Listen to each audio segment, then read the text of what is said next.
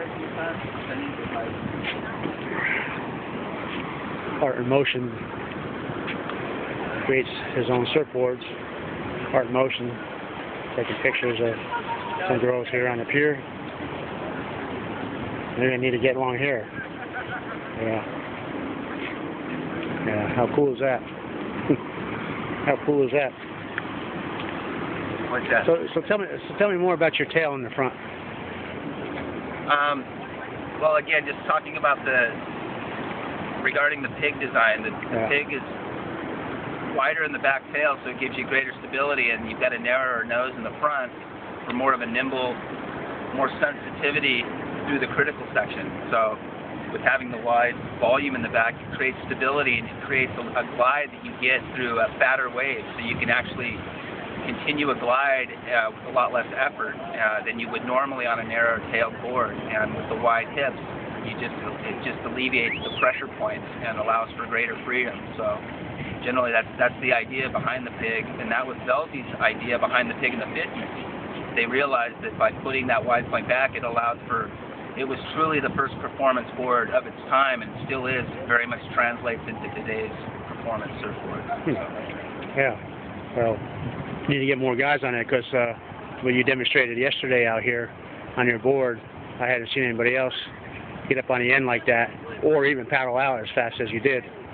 Yeah, there's a lot. I mean, we're still working them out and fine-tuning them, but I'm looking for younger kids that have an open mind. A lot of the older people get a little closed-minded, and they're determined, they're set in how they surf, whereas kids are a little more open-minded. So we're on the quest right now to find the right mindset kid. The kid has to be open-minded enough to try experimenting on new, different stuff and get heckled from his friends, because unfortunately, as creative as surfing is, it's really a huge, it's just a followers sport. You know, so many people ride the same shit. You know, the U.S. Open, Kelly Slater was the only guy in the final, or even close into the latter rounds in a 4-pin. Everybody else was on the same exact design, and it just goes to show you how in this day and age, with all the progression and all the different availability of designs, everyone's on the same board. So. Yeah, what are the 2- and 3-fin boards? 3-fin, swash tail, stock standard. You know, it's just that model, and everybody rides it. And which is, you know, that's one style. And the great thing of surfing today is there's always options. So.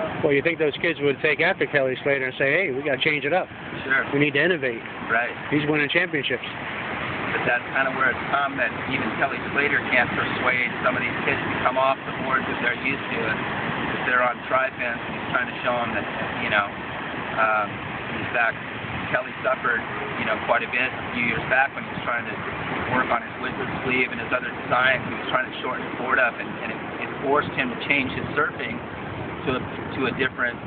He had to translate it, you know, he had to adjust and adapt, and he did. Now his surfing's better than ever, so that's a great example of trying to tweak on something and not just being content, just, you know, believing, oh, this is what everyone's riding, so I'm just going to ride this.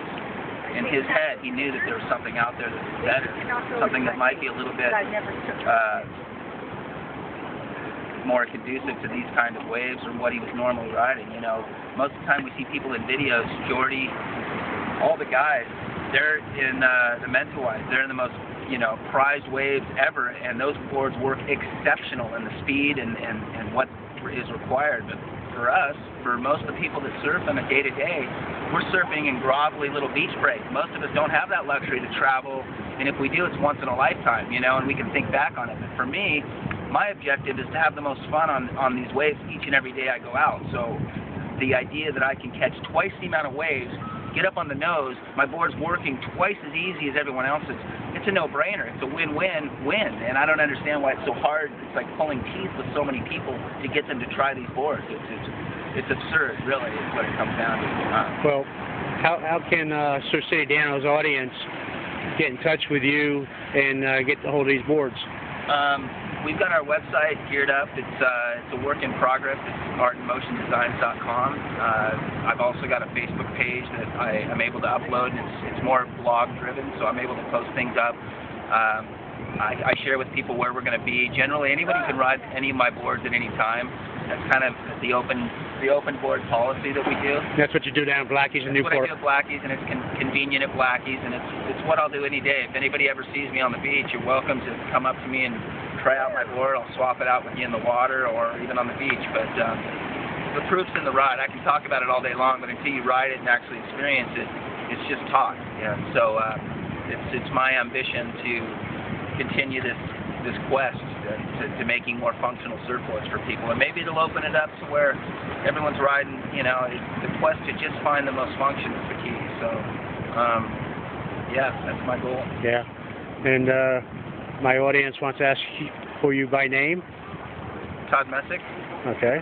That's yeah, Todd Messick or Art in Motion, artinmotiondesigns.com. That's where we're at. Cool. Cool. Good. Thanks, Art. Thanks for the interview. Appreciate it. Surf City Dano signing out live from Surf City Pier, looking north side, Surf City, USA. Yeah.